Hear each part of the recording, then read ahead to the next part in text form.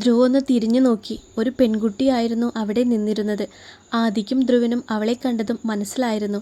അവരുടെ മുഖത്ത് അവളെ കണ്ട് അത്ഭുതം നിറഞ്ഞു. ദിവ്യ ആനന്ദൻ. ധ്രുവ് പറഞ്ഞു. അമ്മ പറഞ്ഞിരുന്നു നിങ്ങളാണ് അച്ഛൻ്റെ കേസ് അന്വേഷിക്കുന്നത് എന്ന്. ഞാൻ അമേരിക്കയിലായ കാരണം എനിക്ക് വരാൻ പറ്റിയില്ല, അവൾ വിഷമത്തോടെ പറഞ്ഞു. ഇവിടെ എന്താ? ധ്രുവ് ചോദിച്ചു. അമ്മേനെ കൊണ്ടുവന്നതാ. അമ്മയ്ക്ക് ശ്വാസമുട്ടലാണ് സാർ, ദിവ്യ പറഞ്ഞു. അന്വേഷണം നടന്നുകൊണ്ടിരിക്കുകയാണ്. ദിവ്യയുടെ ഹെൽപ്പ് ഞങ്ങൾക്ക് വേണ്ടി വരും, ആദി പറഞ്ഞു. Sure sir. അല്ല സാർ, എന്താ ഇവിടെ? ദിവ്യ ചോദിച്ചു. എൻ്റെ അമ്മാവൻ്റെ മകൾ ഹോസ്പിറ്റലിൽ കൊണ്ടുവന്നതാ, ധ്രുവ് പറഞ്ഞു. അപ്പോൾ ശരി, കാണാം സാർ, ദിവ്യ പറഞ്ഞു. ഓക്കെ, ധ്രുവ് പറഞ്ഞു. ദിവ്യ അവിടെ നിന്നും തിരിഞ്ഞു നടന്നു. ദിവ്യയുടെ ചുണ്ടിൽ ഒരു പുഞ്ചിരി വിടർന്നു. മീനു, ഇങ്ങനെ ഇരുന്നാൽ മതിയോ? നമുക്ക് പോവാം. സ്റ്റാലിൻ മീനുവിൻ്റെ കഴുത്തിലേക്ക് മുഖം അമർത്തി ഒന്നുകൂടി ചേർന്ന് നിന്നുകൊണ്ട് ചോദിച്ചു. എവിടെയാ പോണത്? മീനു ചോദിച്ചു. കുരിശിങ്കൽ തറവാട്ടിലേക്ക്, സ്റ്റാലിൻ പറഞ്ഞു. ഇപ്പോൾ തന്നെ ഒരുങ്ങണോ? മീനു ചോദിച്ചു. വേണ്ട, സ്റ്റാലിൻ പറഞ്ഞു. ഐ ലവ് യു, മീനു പതിയെ പറഞ്ഞു. What? Tell me again, Stalin ഞെട്ടിക്കൊണ്ട് ചോദിച്ചു. I am in love with you, ഇച്ചായ. സ്റ്റാലിൻ്റെ ചെവിയിൽ കടിച്ച് നുണഞ്ഞു വിട്ടുകൊണ്ട് മീനു പതിയെ പറഞ്ഞു. സ്റ്റാലിൻ മീനുവിൻ്റെ മുഖം കയ്യിലെടുത്ത് മീനുവിൻ്റെ ആ കുഞ്ഞു മുഖത്തേക്ക് നോക്കി. സത്യാണോ? അവൻ മെല്ലെ ചോദിച്ചു. സത്യ. അന്നു മുതൽ എന്നോട് പറഞ്ഞില്ലേ ഇച്ചായ, still I love you Meenakshi. അവിടെ മുതൽ ഞാൻ ഫ്ലാറ്റാണ്, മീനു പറഞ്ഞു.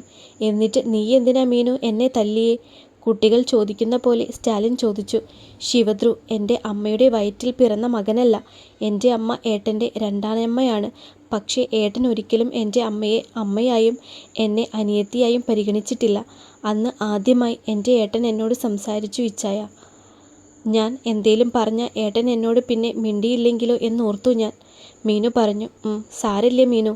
അപ്പോൾ ദേവാഞ്ജലി എന്ന ആ കുട്ടിക്ക് ധ്രുവനെ ഒത്തിരി ഇഷ്ടമാണല്ലേ? സ്റ്റാലിൻ പറഞ്ഞു. ദൈവത്തിന് ചിലപ്പോൾ തെറ്റുപറ്റും, പക്ഷേ അദ്ദേഹത്തിന് നമ്മളോട് സോറി പറയാൻ പറ്റില്ലല്ലോ.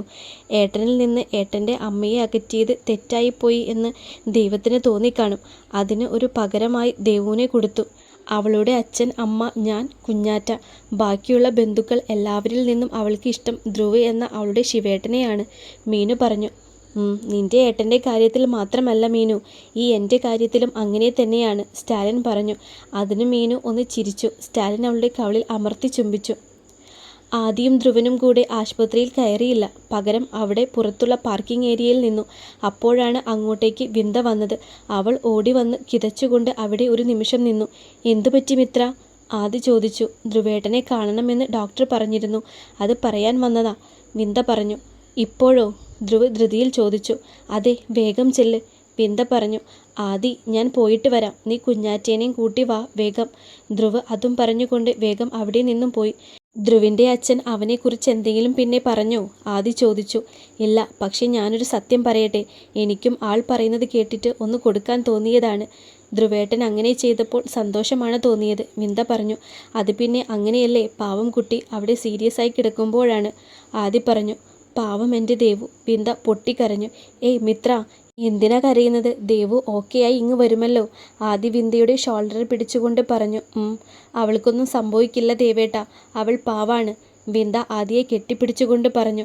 അതെ, അവൾക്കൊന്നും പറ്റില്ല, നീ വിഷമിക്കാതെ നിൽക്ക് കേട്ടോ, ആദി അവളെ ചേർത്ത് പിടിച്ചു പറഞ്ഞു. അതിന് വിന്ദ ഒന്നും മിണ്ടിയില്ല. അവൾ ആദിയോട് ഒന്നുകൂടെ ചേർന്ന് നിന്നു. ധ്രുവ് ഡോക്ടറുടെ ക്യാബിനിലേക്ക് ഓടിക്കയറി ചെന്നു. ധ്രുവിനെ കണ്ട് ഡോക്ടർ ഒന്ന് പുഞ്ചിരിച്ചു. ഇരിക്കു ധ്രുവ, ഡോക്ടർ പറഞ്ഞു. ധ്രുവ് കിതച്ചുകൊണ്ട് ഡോക്ടറെ നോക്കിക്കൊണ്ട് അവിടെയുള്ള ചെയറിൽ ചെന്നിരുന്നു. ഞാൻ ദേവാഞ്ജലിയുടെ കസിൻ മിത്രവിന്ദയെ കണ്ടിരുന്നു.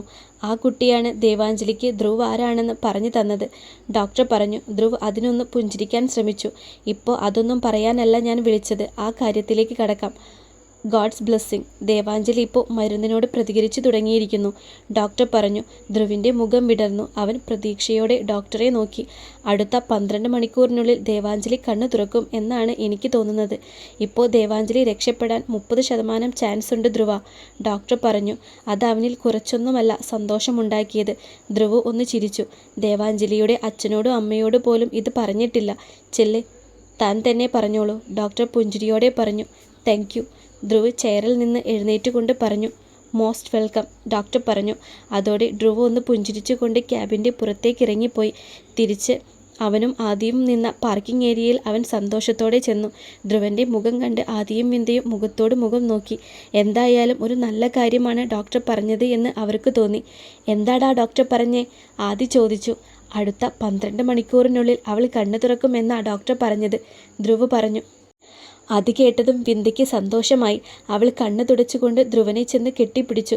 കുഞ്ഞാറ്റേ, നീ എല്ലാവരോടും പോയി കേട്ടോ, 1% രക്ഷപ്പെടാൻ ചാൻസ് ഉള്ളൂ എന്ന് പറഞ്ഞിട്ട് ഇപ്പോൾ അത് 30% ആയില്ലേ, ധ്രുവ് പറഞ്ഞു. നീ ചെല്ലുമിത്രേ, പോയി അവരോട് പറ, സമാധാനമാവട്ടെ, ആദി പറഞ്ഞു. ഞാൻ പോവാണേ എന്ന് പറഞ്ഞിട്ട് വിന്ദ അവിടെ നിന്നും പോയി.